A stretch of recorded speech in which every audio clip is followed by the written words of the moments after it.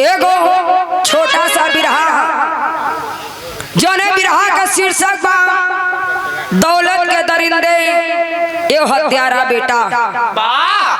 समाज में बहुत परिवर्तन हो गई है बाबूजी। ए भैया हेलो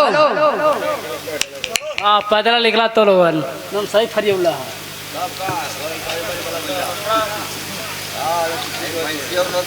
झूठ पे लगी जीव झन झन काहे समय काज करत हुआ जा काहे समय काज करत हो जौनो सृष्टि रचना हुई। अरे तो होई गए तो जाए रचना करें क्यों रोके बा कहाँ क्यों जबरी पकड़त है। लेकिन अगल बगल अगर बातचीत होत रहा था तो थोड़ा माइंड काम कम करत था। अगर एगो गरीब बाप के दो बिटिया हो जाए तो दोनों बिटियन का ब्याह करल मुश्किल हो जाए बाबू। चार लाइन कवि जी इशारा कैलन हतनी से लय बना के मास्टर।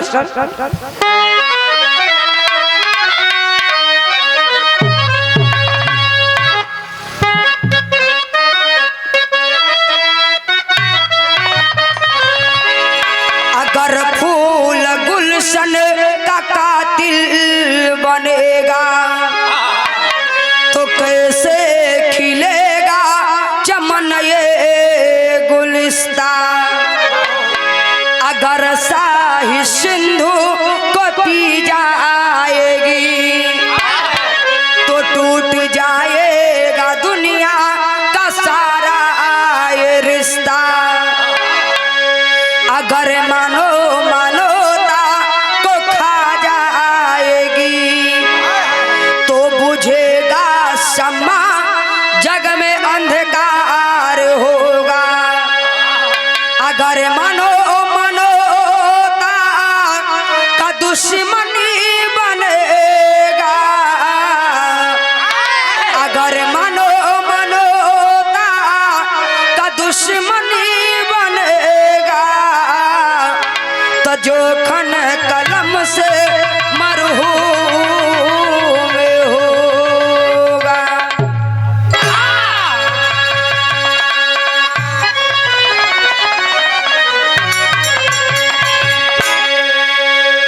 एक लाइन कवि जी कव्वाली के भाव में इशारा कैलन है बाबू। अगर एक फूल उगाने वाला डाल को ही काट दोगे तो दोबारा उस डाल में दूसरा फूल कैसे उगेगा। अगर जन्म देने वाली माँ का ही को खुजाड़ दोगे तो दोबारा वो माँ दूसरे बच्चे को जन्म कैसे दे सकती है। लेकिन कवि जी की सारा भयल मास्टर।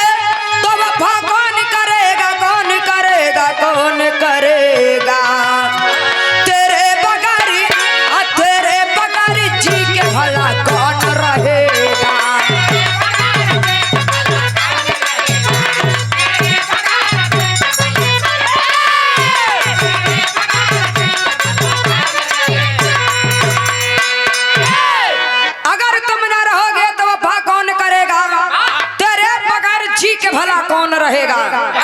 ऐसे सुंदर कवि जी भाव लिखलन का लिखलन। नफरत के चलते नफरत के चलते मानवता कुर्बान हो रही।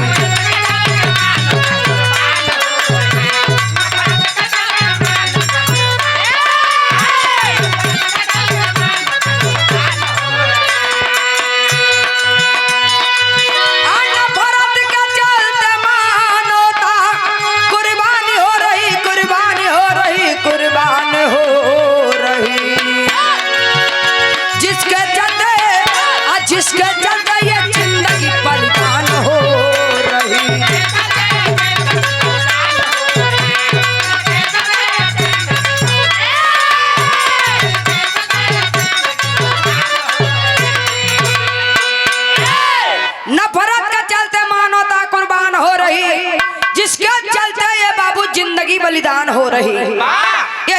कहानी को शुरुआत हो गई। कहानी पे गौर करिएगा, आशा नहीं पूर्ण विश्वास है, आंख से आंसू छलके या ना छलके, लेकिन कलेजा जरूर पिघल जाएगा। आइए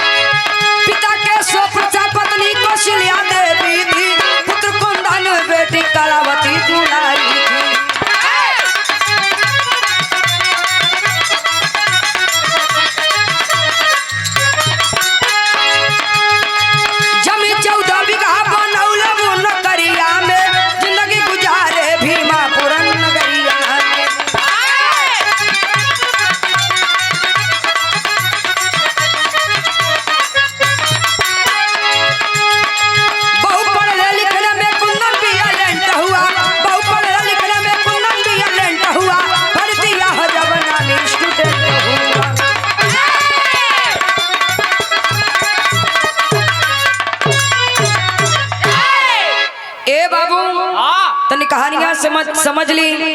कहानी बा कहाँ के? उत्तराखंड जिला गढ़वाल, गांव भीमापुर। वही गांव को रहे वाला बहुत ही छोटा परिवार, बहुत ही गरीब परिवार। जोने परिवार के मुखिया का नाम बतावल गई केशव प्रसाद, पत्नी के नाम कौशल्या देवी। एक ही बेटा रहल, जोने बेटा का नाम रखले कुंदन। एक ही बेटी रहली, जोने बिटिया का नाम रखले केशव प्रसाद। जोने बिटिया का नाम रखले केशव प्रसाद कलावती। घर का 14 बीघा जमीन बा, लेकिन ए बाबू अगर उस जमीन में जोताई न लगई बा, बोवाई न लगई बा, सिंचाई न लगई बा, तो जमीन में अनाज कहाँ से होगी? गरीबी में कसहू लइकन का पेट पाला। तुम धीरे धीरे बच्चवा कुंदन 5 वर्ष को हो गई, ले जाके गंगा के सरकारी स्कूल में एडमिशन करवा देलन। धीरे धीरे बेटा 5वीं क्लास पास कैलन। 6 से लेके 8 तक मिडिल स्कूल में लिखा देलन। पढ़े लिखे में कुंदन बड़ा तेज तर्राक रहलन, हर बार क्लास में फर्स्ट आवेला। एक दिन कुंदन के पिताजी के मास्टर साहब बुलौलन केशव प्रसाद के गईले। सोचत हुआ हमार बचवा कोनो गलती कैले है का तू ऐसा हमार बचवा कोनो गलती कैले है का? गलती कैले होई तो क्षमा के दी भाई नदान है। हाय हाय रे मास्टर साहब कहले नहीं एक केशव प्रसाद तो ये खातिर बुलौनी हम अपने बेटा के कोनो बढ़िया स्कूल में एडमिशन कराए देबा, पढ़े लिख लई तो कोनो बढ़िया नौकरी पा जाई, तुहार गरीबी दूर हो जाई। घरे आ गई धर्म पत्नी कौशल्या देवी। कली का हो गई जी, काहे इतना उदास बड़ा? कले का करी हो?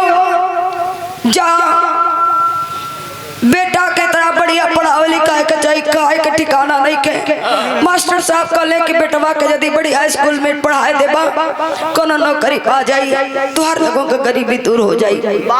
खाए का ठिकाना नहीं के बेटा के कहां से पढ़ाई? कले काहे के परेशान हुआ? हम दोनों परानी मेहनत कई जाई।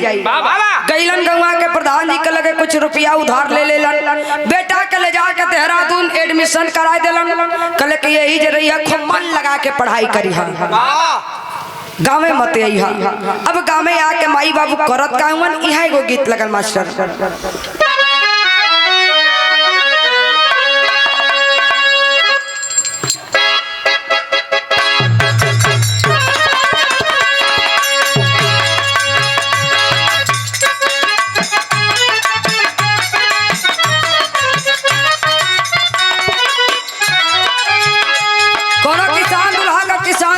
कहली हो का कहली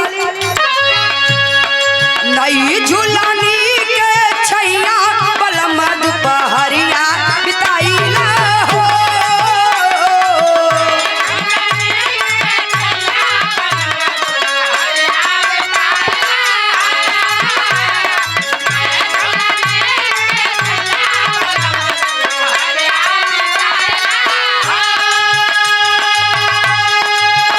लेकिन माई बाबू का करत हवन झेला झेला दुखवा विपतिया के सो आपन सपना सजाएली है हो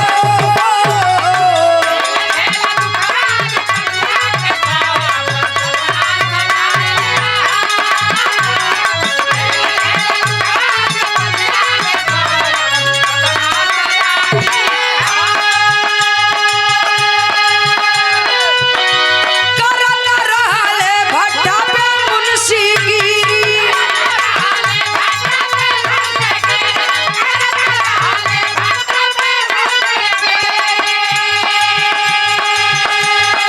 बेटवा के खातिर करे धन दौलत फेरी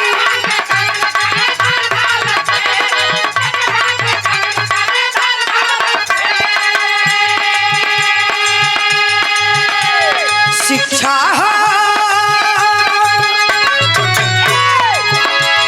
शिक्षा गरीबवन के ततिया के सो आपन सपना सजाएली है हो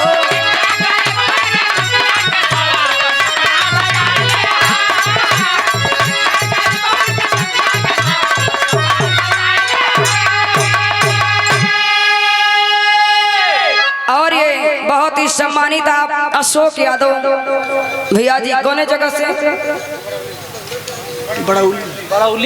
बरौली की धरती से 121 रुपए का पुरस्कार भैया के बहुत बहुत प्रणाम सब लोगन के बहुत बहुत प्रणाम ए बाबू बेटा पढ़े लगल माई बाबू आके वही भीमापुर गौवा में एगो भट्ठा रहल वही भट्ठा पे बाबू केशव प्रसाद मुंशी गिरी करे लगल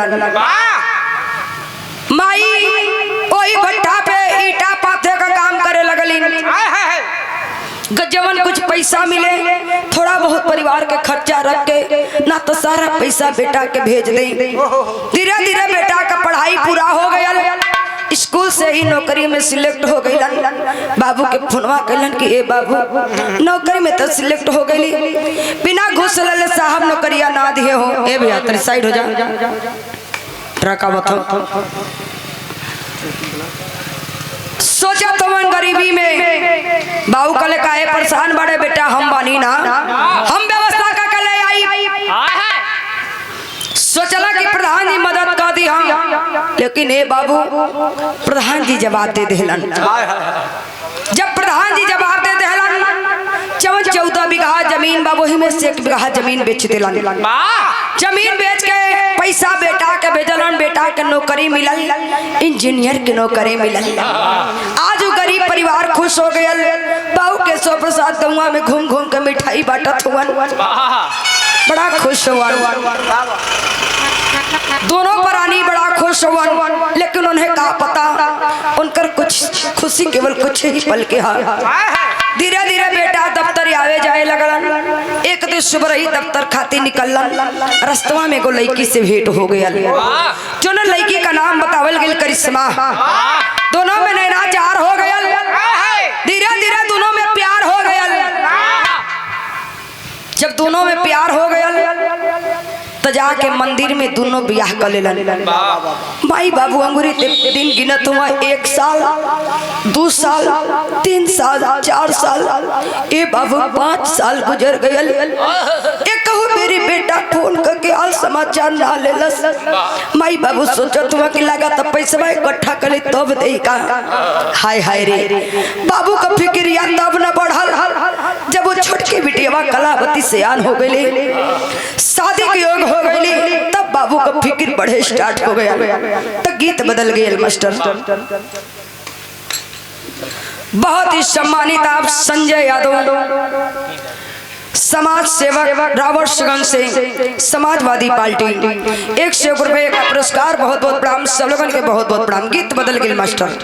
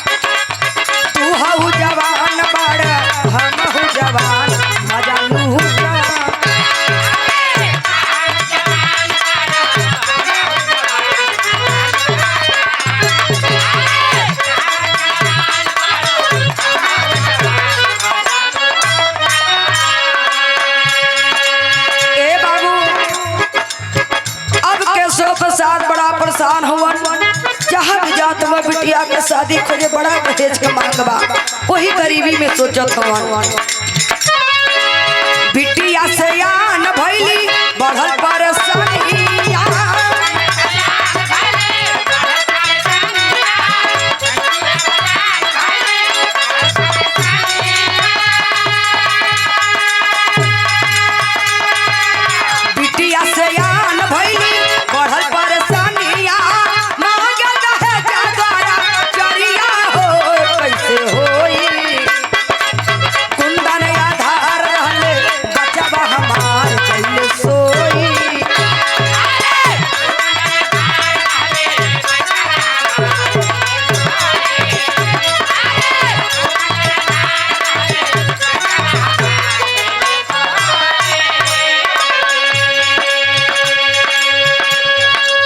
बाबू बड़ा परेशान वन।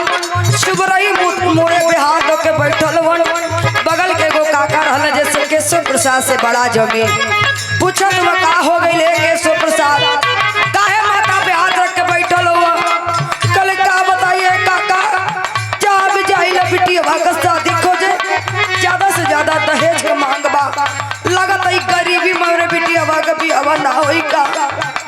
कगले पगलाइल हुआ, जा फलाने गंगा में एगो लड़का फौजी जवान, देखा यदि बात बन जाए तभी हवा काहे न कर देता।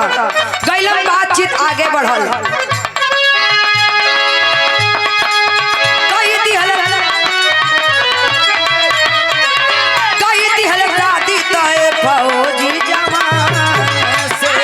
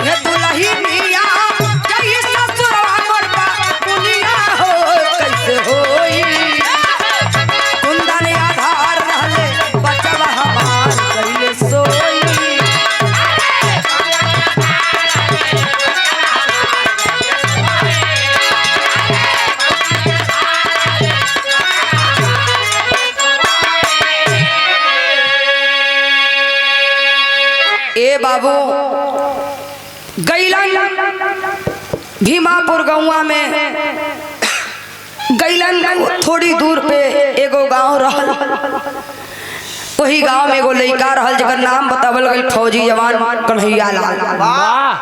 गैलन बातचीत आगे बढ़ल, बिटिया का शादी तय के दिलन, 4 मई के बारात आई, 5 के बेटी के विदाई हो जाई, कोनो दहेजा दहेज का मांग नहीं खे, केवल बारात वालन के व्यवस्था करे के हा।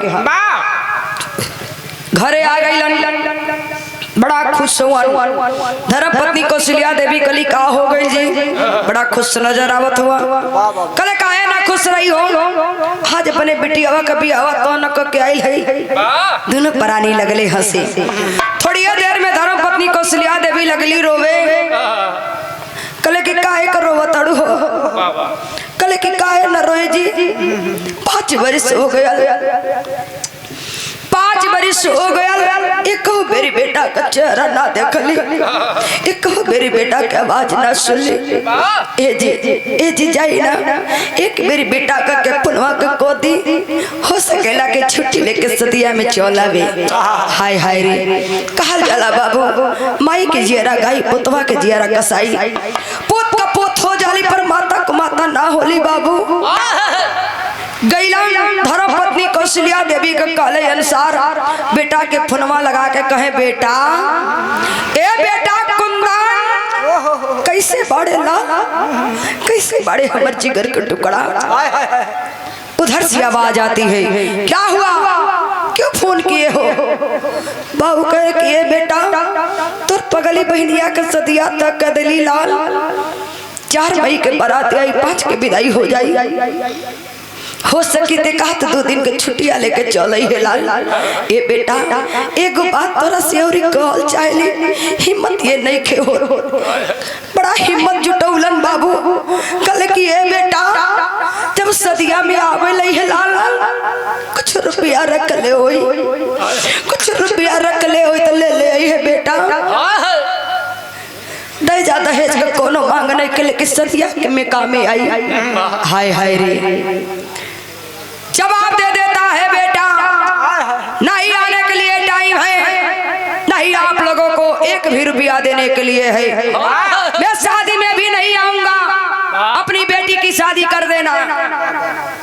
बाबू कहे कि ए बेटा यदि ना आई बेला कैसे पगली बहनिया के सदिया कैसे पगली बहनिया के रखिया के भरपाई कर पैबे कैसे सार बंदोई के हिताई होई ना ते अपने बंदोई साहब के जान पैबे ना तो बंदोई साहब तो के जान पई है। हाय हाय रे लाख समझाने के बावजूद बेटा जवाब दे दिलस। जब बेटा जवाब दे ले सो बाबू जब 13 बीघा जमीन बचल बा वही में से 4 बीघा जमीन बाबू केशव प्रसाद बेच दिलन। 4 बीघा जमीन के बेच के शादी का पूरा व्यवस्था कैलन। धीरे धीरे वो घड़ी आ गई जो ना घड़ी के बड़ा बेसब्री से इंतजार रहा तो गीतिया बदल गई मास्टर।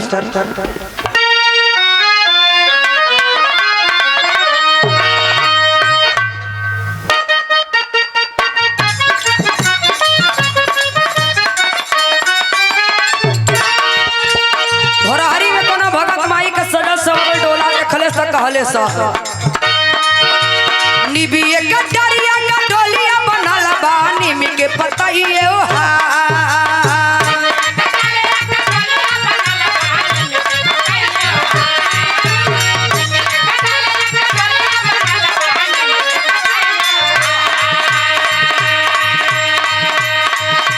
निबिए गडरिया गडोलिया बनल बानी में के पतइए ओहा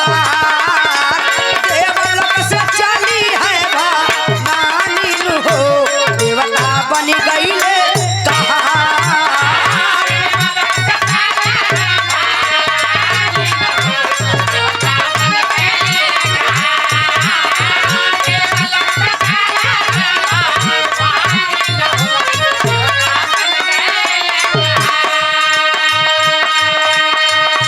ए बाबू धीरे धीरे वो घड़ी आ गई जो ना घड़ी के बड़ा बेसब्री से सबके इंतजार रहा।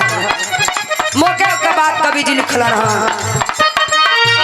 आई बरतिया गवाई लगतिया रतिया में सजल सिंगार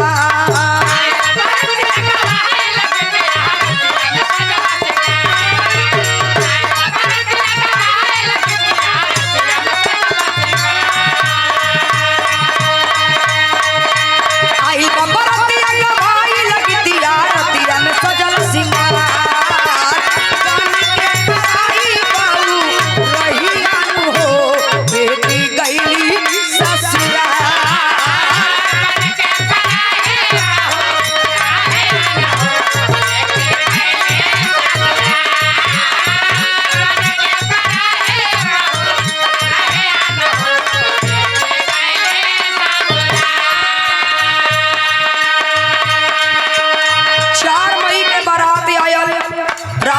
धीरे धीरे शादी संपन्न हो गई। 5 मई के बेटी के विदाई हो गया। दोपहर तक सब नाते रिश्तेदार धीरे धीरे अपने घरे चल गई। माई अंगनैया में बैठल बाड़ी बाबू दुआरिया में बैठल हो दोनों परानी रोवो तो एक और माई रोवे एक और बाबू अखिया से बहा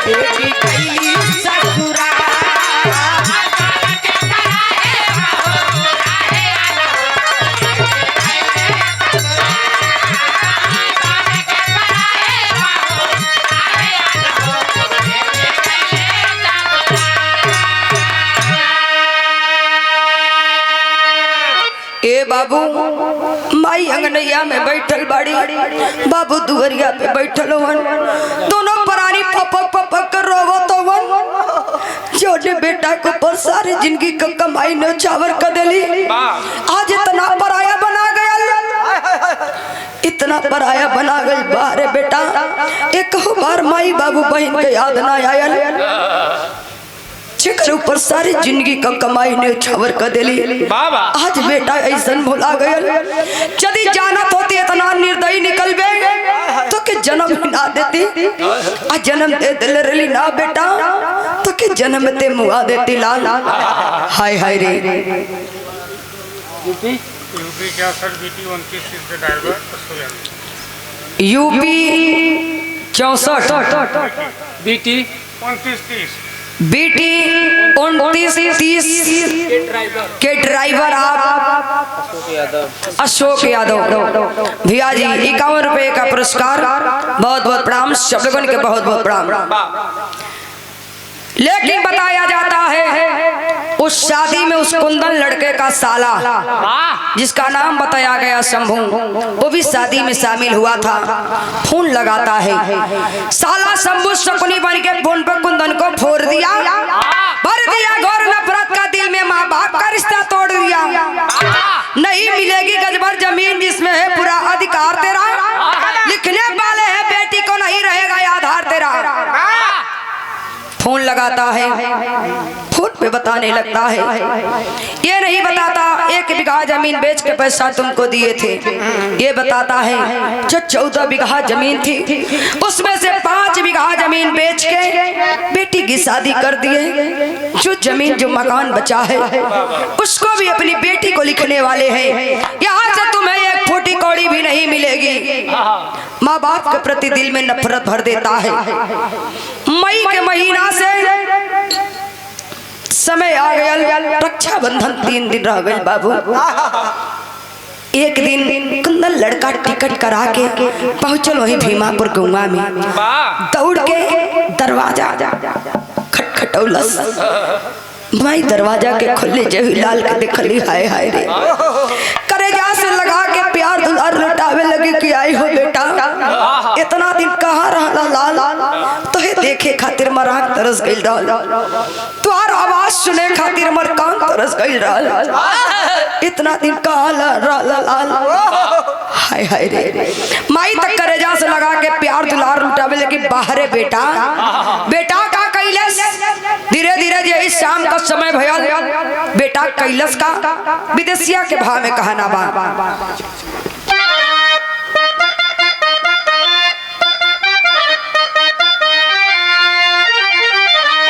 अब भइल जबरतिया मराई गईली मतिया हो, अम्मारे खातिर चलल बा कसैया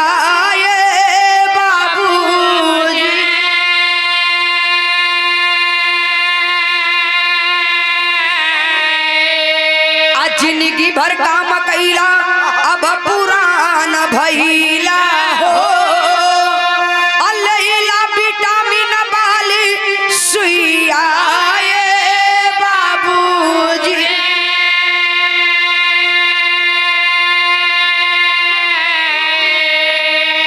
अब बाबूजी के बेटा साथी टुकड़ा में काटी दी हले,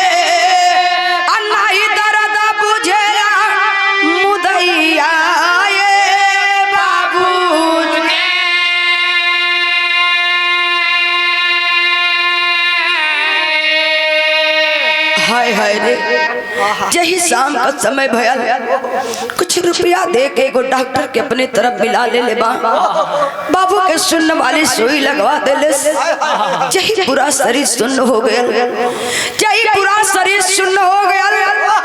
हाथ में कटार लेके बाबू के शरीरिया के साथ टुकड़ा में कैलस, माई के पास गयल, माई का लेकिन आई हो लाल, ऐसे कौन गलती कैली बेटा, कोने गलती का सजा देत बाड़े बेटा, ऐसे मत कर लाल, तो कि 9 महीना गर्भ में रखली, जन्म दे के पाल पोस के तना बड़ा बना देले, ऐसा कौन गलती का सजा दे बड़े बेटा मत कर लाल। लेकिन ना ही मल्लसो बाबू माई के भी गला के धड़ से अलग कर देले। दोनों माई बाबू के मरले के बाद पापी कैलाश का टेरी के भा में कहना बा।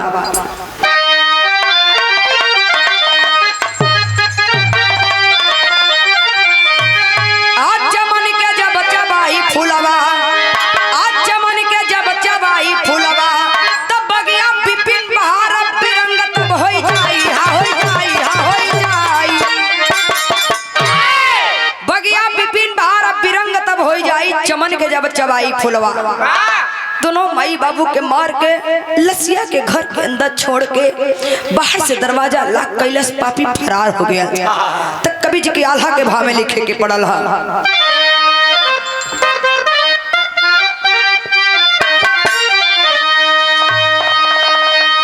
आप प्यार ओ प्रकृत जब दुनिया के खाई है बाबू,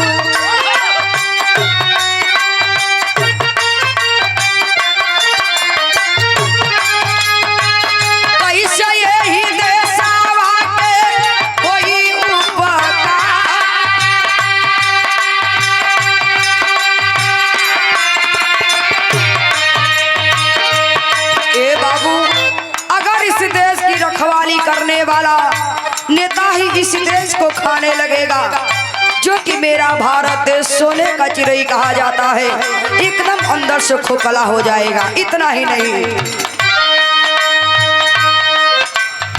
अब भैया हो डॉक्टर रिजयापन खाई है बाबू,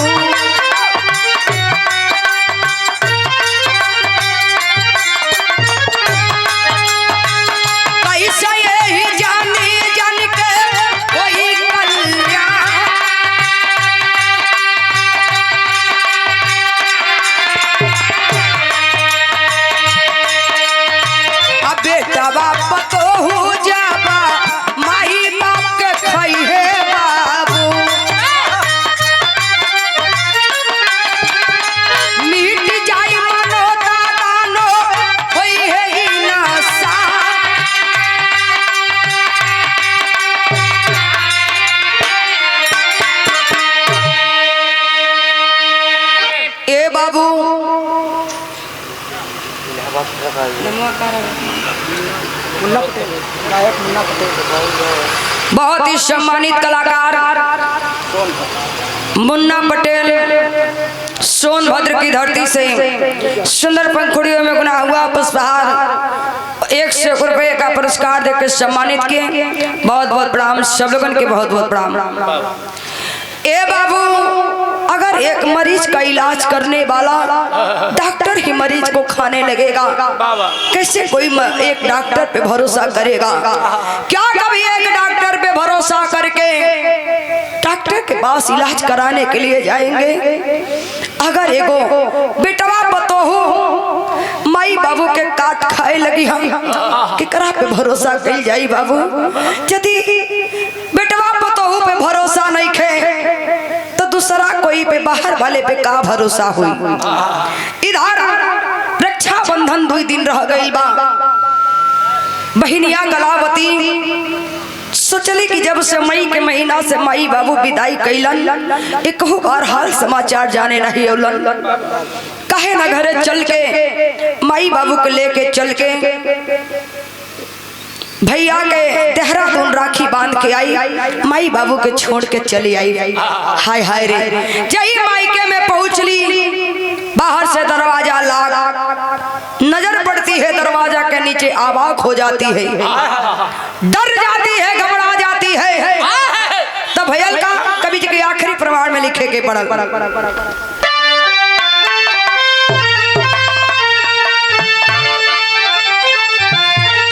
आज कई का दिल अपने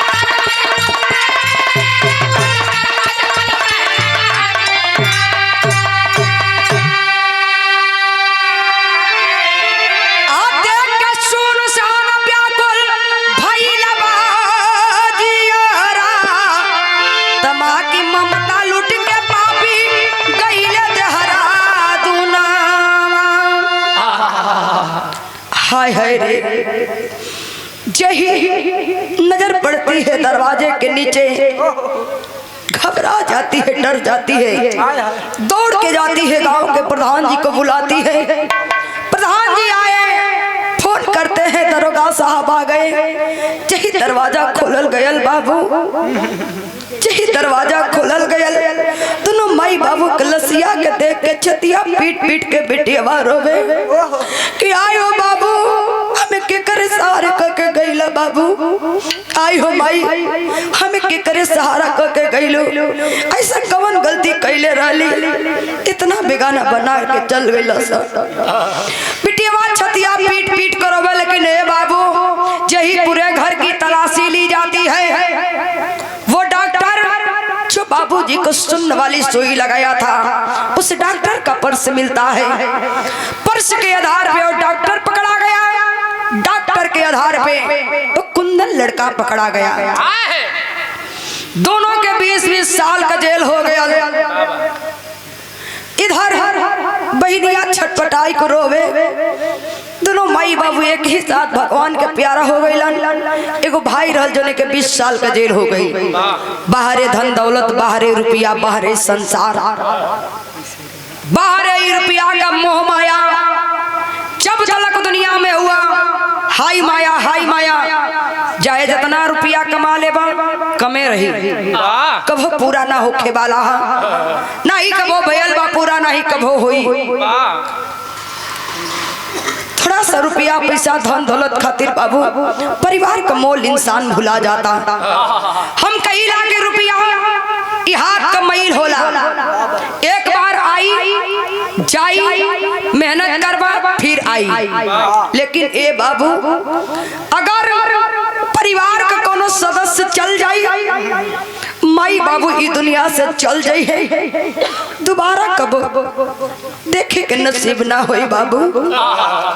थोड़ा सा धन दौलत खाई, माई बाबू के मार डलिस। इतना दूर दूर तीर्थ यात्रा करे जाला लोग, काश की समझ में आ जाए माई बाबू के दर्शन कर, माई बाबू के चरणिए में चारों धाम बा।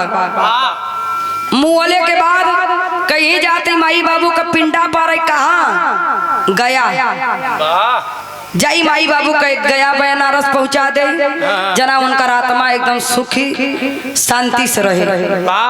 वाह, मुँहले के बाद गया पहुंचा दे तो माई बाबू के आत्मा सुखी शांति से रही। जिया तबे माई बाबू के 2 कवर पेट भर के खियाना पावत हुआ। 10 दिन माई बाबू के भूखे रखा, 11वें दिन 52 प्रकार का पकवान लिया के सामने रख दा, उसे माई बाबू का पेट भरी ना बाबू। रुखी सुखी जोने नमक रोटी है जोने खात हुआ उहे माई बाबू के खिया, लेकिन प्रतिदिन जैसे 2 टाइम का भोजन होला वैसे ही 2 टाइम का भोजन दा। जरूरी नहीं खे कि मेवा पकवान खियावा। माई बाबू के दर्शन कला, माई बाबू के चरणिए में चारों धाम, हर तीर्थ यात्रा पूरा हो जाए। इससे ज्यादा हम कहा बताइए, आप लोग खुदे समझदार हुआ। आखिरी प्रमाण में गुरु घराने का परिचय बा कहनावा।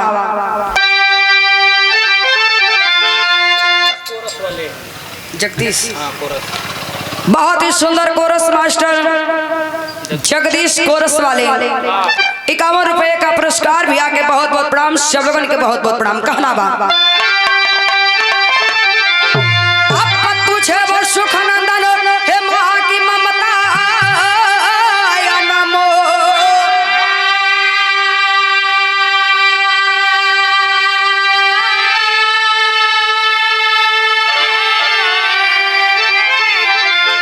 आकाश बुल्लू रंजित मनोहर टूटल धराई नहीं डोर।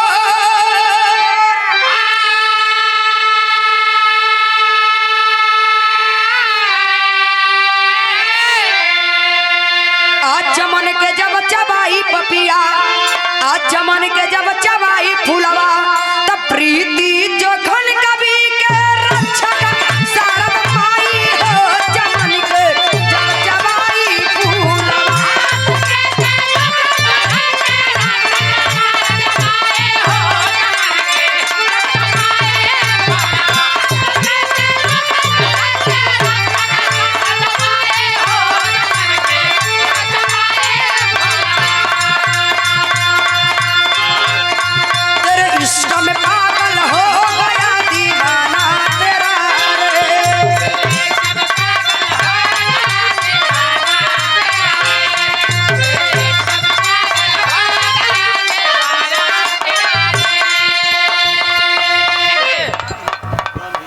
और ये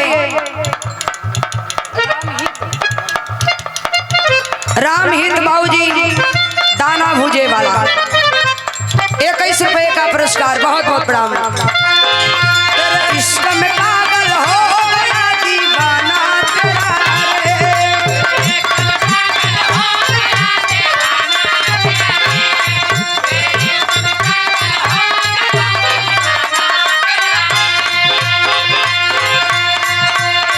सच होते होते हो गया अफसाना मेरा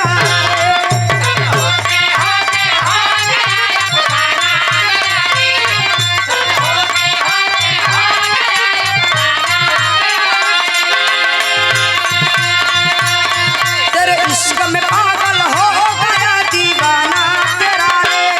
सच होते होते हो गया अफसाना मेरा रे। माहिया तेरे प्यार में डूबी मैं भी डूबी रे।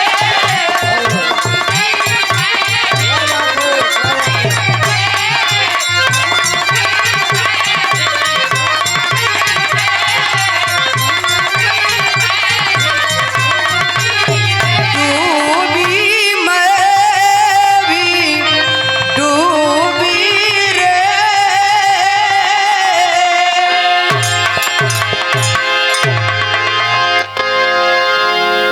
बहुत अच्छा, बहुत अच्छा।